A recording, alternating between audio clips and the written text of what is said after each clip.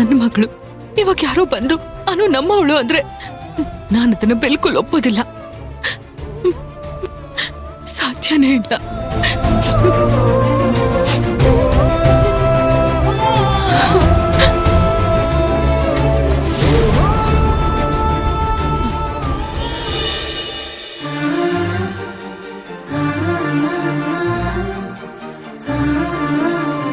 ತಗೊಳ್ಳಿ, ಕಣ್ಣೀರು ಒರೆಸ್ಕೊಳ್ಳಿ. ನಾನೇನು ಯೂಸ್ ಮಾಡಿಲ್ಲ, ಹೊಸದು.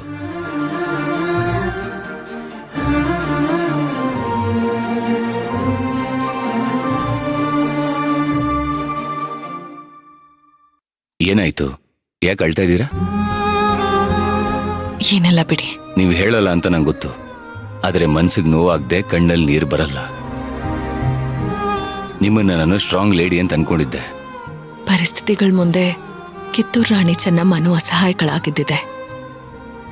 ಪರಿಸ್ಥಿತಿಗಳು ಯಾವಾಗಲೂ ಮನಸ್ಸನ್ನ ಬೀಳ್ಸೋದಕ್ಕೆ ನೋಡುತ್ತೆ.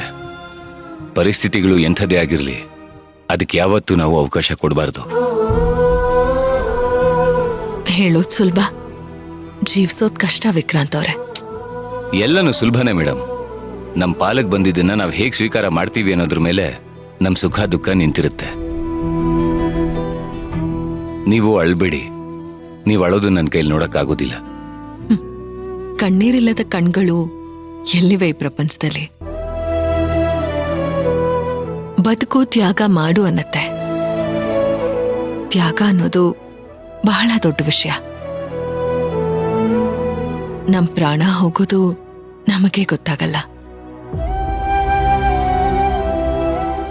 ಆದ್ರೆ ಬೇಕಾದವ್ರ ಪ್ರಾಣ ಹೋದಾಗ ವಿಪರೀತವಾಗಿ ಮರಗ್ತೀವಿ. ಆದ್ರೆ ನಮ್ಮದಲ್ಲದಕ್ಕೆ ನಾವೆಷ್ಟು ಒದ್ದಾಡ್ಬೇಕಲ್ವಾ? ಜೀವನ ತುಂಬಾ ವಿಚಿತ್ರ ಅಲ್ವಾ? ಹಲ್ಲು ಹುಟ್ಟೋವಾಗ ಪ್ರತಿಯೊಂದು ಮಗುಗೂ ಜ್ವರ ಬರುತ್ತೆ. ಆ ಜ್ವರ ಬರಲಿಲ್ಲ ಅಂದ್ರೆ ಹಲ್ಲು ಸರಿಯಾಗಿ ಹುಟ್ಟೋದಿಲ್ಲ. ಅದಕ್ಕೆ ಜ್ವರ ಬರೋದು ಮುಖ್ಯ. ಹಾಗೆ ಪ್ರತಿಯೊಬ್ಬ ಮನುಷ್ಯಂಗೂ ಅವನ ಜೀವನದಲ್ಲಿ ಒಂದಲ್ಲ ಒಂದ್ಸಲ ಪರಿಸ್ಥಿತಿಯಿಂದ ಪೆಟ್ಟು ತಿಂದೇ ತಿಂತಾನೆ. ನೋವು ಅನ್ನೋ ಜ್ವರಕ್ಕೆ ಆಶ್ರಯ ಕೊಟ್ಟೇ ಕೊಡ್ತಾನೆ. ನಿಮ್ ಎಲ್ಲಾ ನೋವುಗಳು ನಿಮ್ಮನ್ನ ಬಿಟ್ಟು ದೂರ ಹೋಗ್ಲಿ ಅಂತ ಆಶಿಸ್ತೀನಿ. ಹೀಗೆಲ್ಲ ಇರಬೇಡಿ ಜೂನಿಯರ್, ನೋಡಕ್ಕಾಗಲ್ಲ. ಲೇಡಿ ಡಾನ್ ನೀವು, ಲೇಡಿ ಡಾನ್ ಕಣ್ರಿ ನೀವು. ನೋಡಿದ್ರಾ, ನಿಮ್ ನಗುನೇ ನಿಮ್ಗೆ ಒಡವೆ. ಯಾಕೆ ಯೋಚನೆ ಮಾಡ್ತೀರಾ? ಯಾವಾಗ್ಲೂ ನಗ್ನಗ್ತಾ ಇರಿ. ಏನೇ ತೊಂದರೆ ಇದ್ರು ನನಗೆ ಫೋನ್ ಮಾಡಿ, ನಾನ್ ನೋಡ್ಕೋತೀನಿ. ಸರಿ. ಅಯ್ಯೋ ಅಕ್ಕ, ನೀವ್ ಇಲ್ಲಿದ್ದೀರಾ? ನಿಮ್ಮನ್ನ ತುಂಬಾ ಕಡೆ ಹುಡುಕ್ದೆ ನಾನು. ತಗೋರಿ, ಹೂ ತಗೋರಿ ಅಕ್ಕ. Thank you. ಅಮ್ಮ ಹೇಗಿದ್ದಾರೆ? ಚಲೋ ಅದಾರ ಅಕ್ಕ. ವ್ಯಾಪಾರ ಎಲ್ಲ ಚೆನ್ನಾಗ್ ಆಗ್ತಾ ಇದ್ಯಾ? ಹಾ ಅಕ್ಕ. ಸರಿ ಇರು, ನಾನ್ ಬಂದೆ.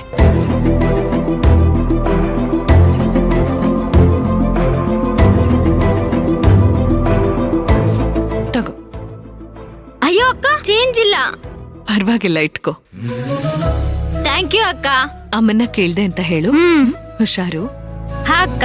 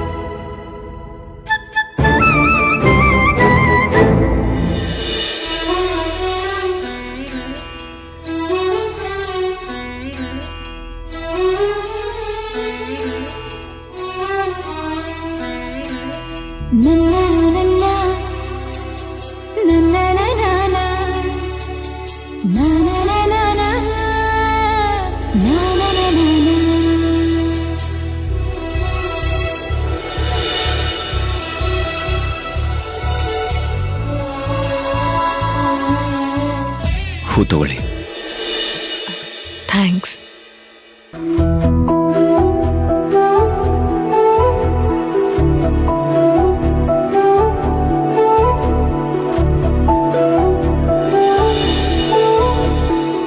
ಆರಾಮಾಗಿರಿ. ನೀವು ಕಣ್ಣೀರ್ ಹಾಕೋದ್ರಿಂದ ಯಾವ ಸಮಸ್ಯೆಗೂ ಪರಿಹಾರ ಸಿಗೋದಿಲ್ಲ.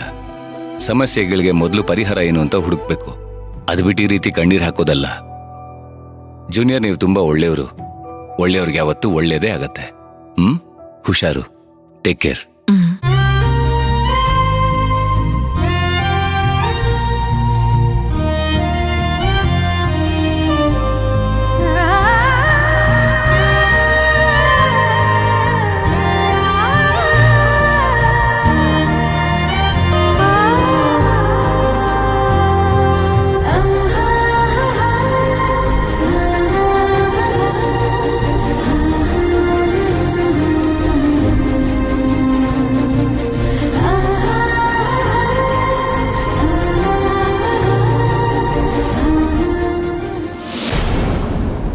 ಅಜ್ಜಿ, ನಿಮ್ ಮಗಳಿಗೂ ಸ್ಕೂಲ್ ಅಂದ್ರೆ ಇಷ್ಟ ಇರ್ಲಿಲ್ವಾ ಅಜ್ಜಿ? ನನ್ ಮಗಳ್ಗ ಶಾಲೆ ಅಂದ್ರೆ ಆಗ್ತಾನೆ ಇರ್ಲಿಲ್ಲ. ಆಡೋದಂದ್ರೆ ತುಂಬಾ ಇಷ್ಟ. ನಂಗೂ ಅಷ್ಟೇ. ಸ್ಕೂಲ್ ಅಂದ್ರೆ ಬೋರ್ ಹೊಡೆಯುತ್ತೆ. ಸ್ಕೂಲಲ್ಲಿ ತುಂಬಾ ಹೋಮ್ವರ್ಕ್ ಕೊಡ್ತಾರ. ಅಲ್ಲ, ನಿನಗಿನ್ನೂ 4 ವರ್ಷ. ಯಾಕೆ ಇಷ್ಟೊಂದು ಬರೆಯಕ್ ಕೊಡ್ತಾರ? ಇರಾ,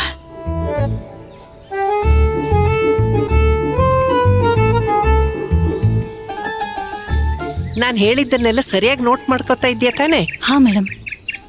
ಸರಿಯಾಗಿ ಫಾಲೋ ಅಪ್ ಮಾಡಬೇಕು. ಸರಿ ಮೇಡಮ್. ಓಹ್, ಮೇಡಮ್ ಕಾಲು. ಸರಿ, ನೀನಿನ್ ಹೊರಡು, ಆಮೇಲೆ ಮಾತಾಡೋಣ. ನಮಸ್ತೆ ಮೇಡಮ್. ಹೇಳಿ ಮೇಡಮ್. ಮಕ್ಕಳಿಗೆ ವಿದ್ಯಾಭ್ಯಾಸ ಮುಖ್ಯ, ಅದನ್ನ ನಾನು ಒಪ್ಕೋತೇನೆ. ಎಜುಕೇಶನ್ ಬಗ್ಗೆ ನಿಮ್ಗೆ ಬಹಳ ಗೌರವ. ಓದೋ ಮಕ್ಕಳನ್ ಕಂಡ್ರೆ ನಿಮಗೆ ತುಂಬಾ ಅಕ್ರೆ. ಅದಕ್ಕೆ ಅಲ್ವಾ ಮೇಡಮ್ ನೀವು 3-4 ಸ್ಕೂಲ್ ನಡೆಸ್ತಾ ಇರೋದು? ಓದೋದ್ ಮುಖ್ಯ, ಆದ್ರ ಮಕ್ಕಳಿಗ ಅದ್ರ ಮೇಲೆ ಜಿಗುಪ್ಸ ಬರಬಾರ್ದು. ಯಾಕೆ ಅಷ್ಟೊಂದು ಬರೆಯಕ್ ಕೊಡ್ತೀರಾ? ಏನಾಯ್ತು ಮೇಡಮ್? ಅನ್ನುಗೆ ಇನ್ನೂ 4 ವರ್ಷ. ಅದ್ಯಾಕೆ ಅಷ್ಟೊಂದು ಬರೆಯಕ್ ಕೊಡ್ತೀರಿ? ನಾಳೆನೆ ದೊಡ್ಡ ಆಫೀಸರ್ ಆಗ್ಬೇಕಾ? TC ಆಗ್ಬೇಕಾ? ಅಲ್ಲ ಮೇಡಮ್, ಅದು ನೋಡಿ, ಮಕ್ಕಳ ಮೇಲೆ ಇಷ್ಟೆಲ್ಲ ಒತ್ತಡ ಹಾಕ್ಬೇಡಿ. ಒಂದ್ ಮರದ ಮ್ಯಾಗ 4-6 ಥರ ಹಣ್ಣುಗಳು ಬಿಡ್ತಾವ? ಇಲ್ಲ ಮೇಡಮ್, ಬಟ್ ಇನ್ ಮುಂದ ಅನುಗ ಬರೆಯಕ ಕೊಡ್ಬೇಡ. ಮಕ್ಕಳು ಓದ್ಬೇಕಾ, ಆದ್ರ ಅದೇ ಜೀವನ ಅಲ್ಲ. ಅದು ಸರಿನೇ ಮೇಡಮ್. ಆದ್ರೆ ನಾಳೆ ಪಲ್ಲವಿ ಮೇಡಮ್ ಅಥವಾ ಅನು ತಾತ ಬಂದು ಏನು ಬರ್ಸ್ತಾ ಇಲ್ವಾ ಅಂತ ಕೇಳಿದ್ರೆ ನಾನು ಏನ್ ಹೇಳಲಿ ಮೇಡಮ್? ಅನ್ನು ಮನೆಯವರು ಬಂದ್ ಕೇಳದಿರೋ ತರ ನೀವ್ ನೋಡ್ಕೋಬೇಕಾ? ನಮ್ಮನ್ನು ಆರಾಮಾಗಿರ್ಬೇಕಾ? ಅಲ್ಲ ಮೇಡಮ್, ಖುಷಿನಾ? ನೀನು ಇನ್ ಮುಂದೆ ಬರೆಯೋ ಚಿಂತೆ ಬಿಡು ಕುಸ. ಸರಿ ಅಜ್ಜಿ.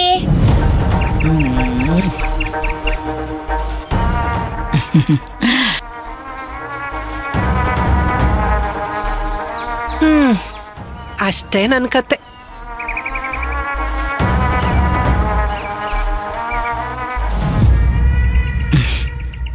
ನನ್ನ ಮಗಳ ಅನುಪಮನೂ ಹೀಗೆ ಓದೋದು ಬರೆಯೋದು ಒಂದು ಅವಳಿಗೆ ಇಷ್ಟ ಆಗ್ತಿರ್ಲಿಲ್ಲ.